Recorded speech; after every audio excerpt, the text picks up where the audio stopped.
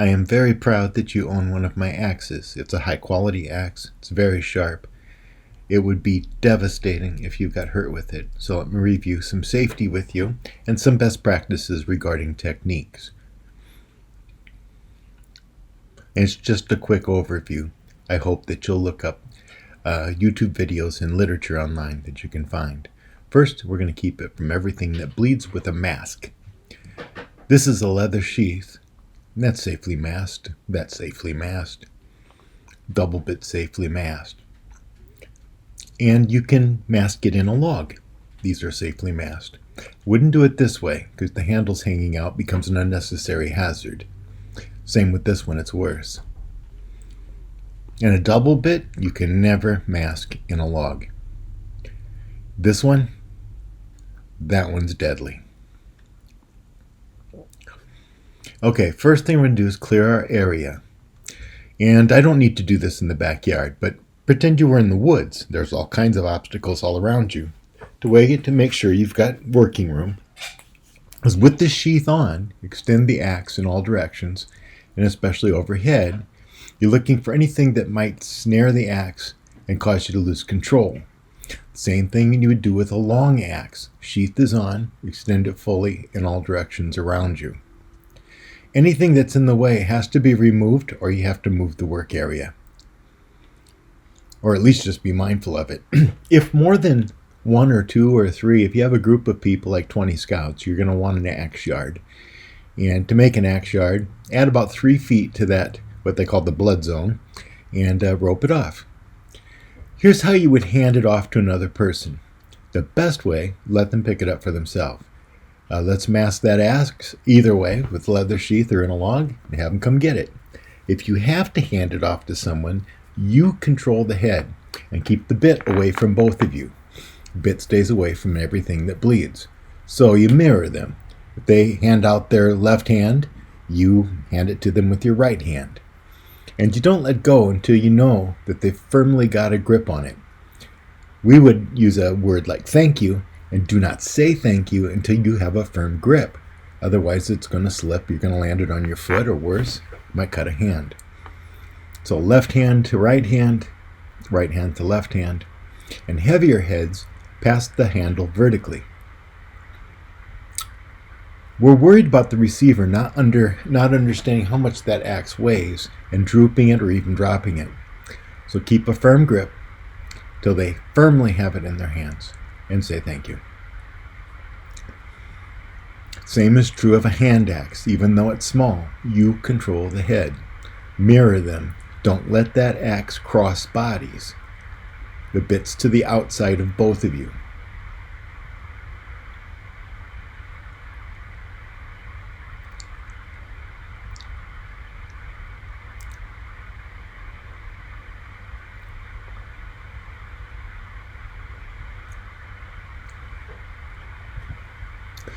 And keep your hand above the blade. If that axe falls, it falls out of your hand and not through your hand. Now the same is true when we're carrying the axe. The bit's out and control the head. Grab it on the handle up close to the head. Keep the bit down or outward. Remember that your natural instinct when you stumble or trip on a vine is you're going to throw your hands out in front of you. Which way do you want the bit pointing? You might even toss it away from yourself. Never carry a naked axe over your shoulder.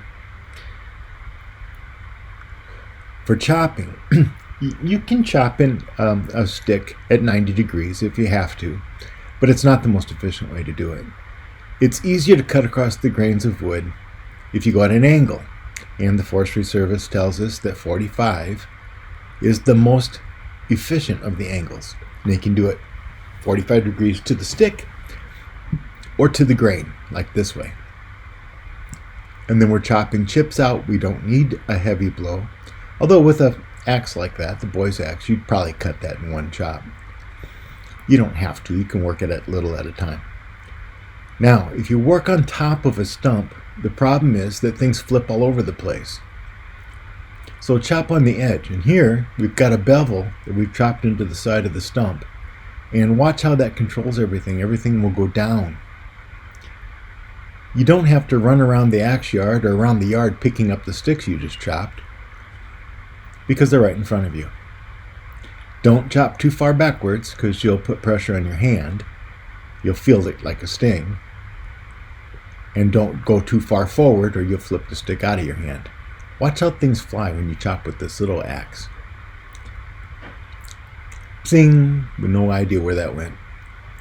Oh, that one got trapped by the axe head. But pop. We're going to be looking for those things all over the place. What we want to do is put them on the edge and direct the stick piece down. So that one went down. Down. Down. Oh. See, now I broke my own rule and I flung it all over the place. Let's do it more careful. Down. Down. Down. They're just making a little pile. Now when it comes to shaving or carving, we got a couple of ways we can do this. We can chop it like that. That's fine. We're making a tent steak or something like that. Some kind of craft we're working on. Or we can use a contact method, the second way.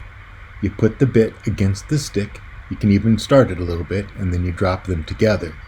And the inertia of the axe head will do the chopping for you. You don't have to swing it.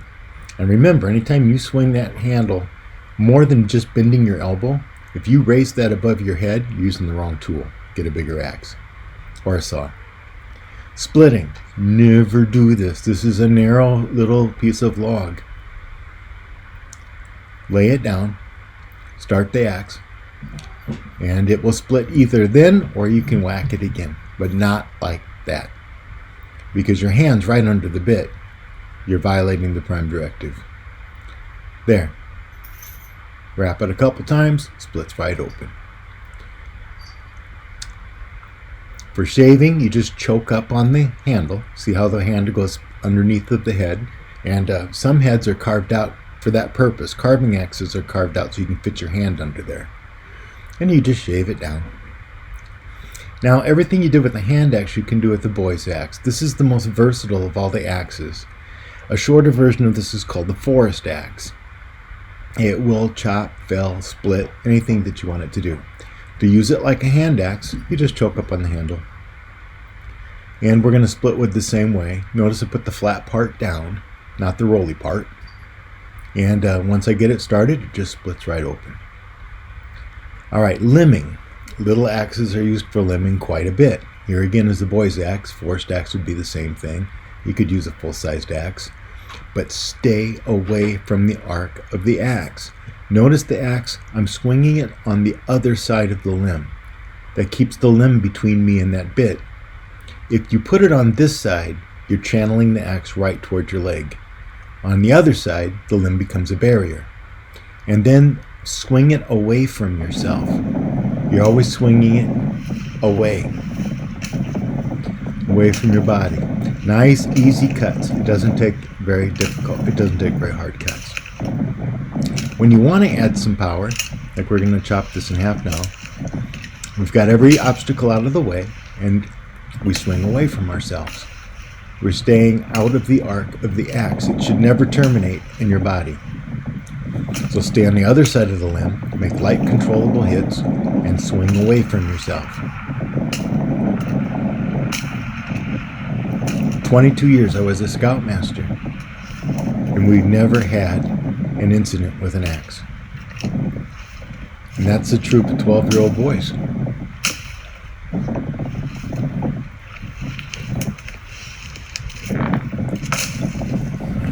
Alright, so chopping away from ourselves, the limb is on the other side. When I have to cut on my side, I want it down and I want a lot of control and light hits. Now when all the obstacles are out of the way, get all the obstacles out of the way, I'll be able to get rid of this limb.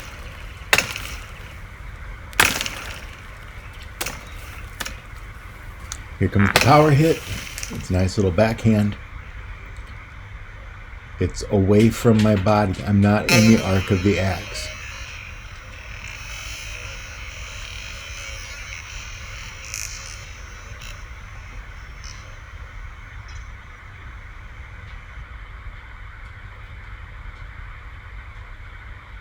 Now I'm going to turn it over to Ben Scott. I have a lot of respect for this young man. He's a highly knowledgeable hobbyist, and he's got timber sports training. He's telling you much of the same thing that I told you. Stay out of the arc of the axe. Hitting on a high stump, very dangerous. It increases the risk because if you miss or if you cut through your log, it's going into your leg. So see how he bends at his knees, and he prefers to chop or to split lower. Felling, the same thing. You're watching the arc of the axe. What if it glances? If you're standing in the arc of the axe, it's going in your shin. So he's going to change his position, and he's going to hit much lower. Lower is safer because the arc terminates in the ground. If you miss, if it glances, it goes in the ground, not you.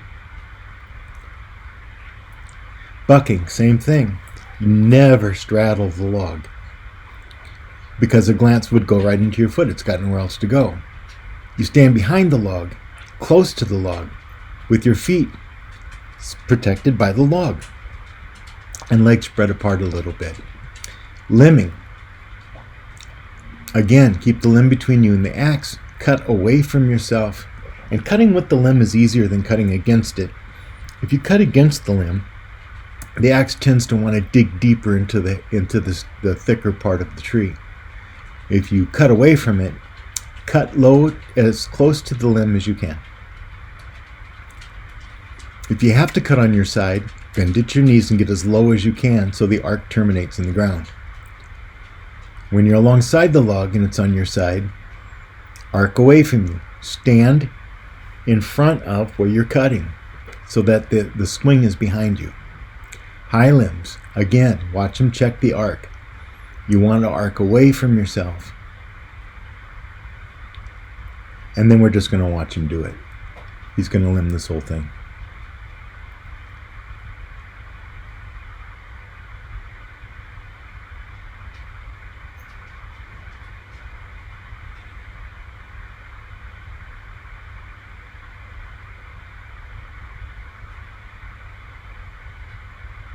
And he never has to worry. He's out of the way.